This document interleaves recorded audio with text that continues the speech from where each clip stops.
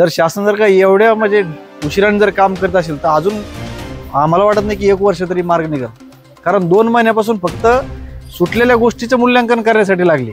आम्ही परवाच्या दिवशी ज्यांच्या आम्ही नेतृत्वाखाली आंदोलन सुरू केलं आणि त्यांचीच विहीर त्याचं मूल्यांकन आतापर्यंत गेलं नाही, त्याच विहिरीमध्ये आम्ही जलसमाधी आंदोलन हे या देवमूर्ती येथे करणार आहोत। शेतकरी आता हे शेवटचा लढा आहे।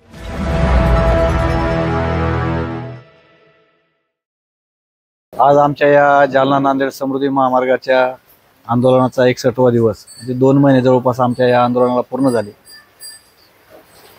आम्ही सुरुवात ज्यावेळेस केली होती तर त्यावेळेसच सुरुवातीलाच या आमच्या ज्या मागण्या होत्या की ज्या घटक चुकीनं तुमच्याकडून राहून गेले तर त्याच्यात दुरुस्त्या कराव्या, त्याचे मूल्यांकन पुन्हा मागून घ्यावे, ज्याचे अवॉर्ड झाले असतील त्यांना सुद्धा ते मूल्यांकन त्यांचं ॲडिशनल अवॉर्ड करावे।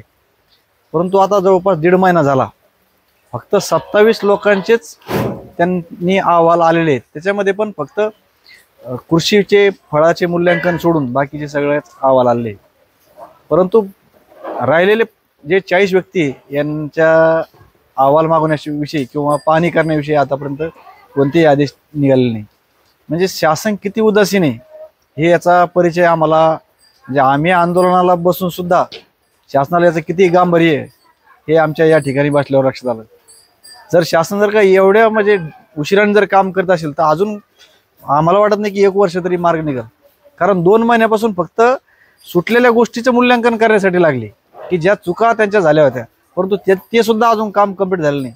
आज आम्ही ज्यावेळेस SDM साहेबांची भेट घ्यायला गेलो तर त्यावेळेस असं लक्षात आलं की हादगल साहेब की ज्यांचा हा पूर्ण विषय लक्षात आला होता त्यांची आजच बदली झाली आणि नवीन दौंड साहेब हे त्या ठिकाणी रुजू झाले, परंतु त्यांचा भेटण्याचा योग त्या ठिकाणी आला नाही आणि ते पुन्हा नुसतं चार्ज घेऊन लगेच निघून गेले।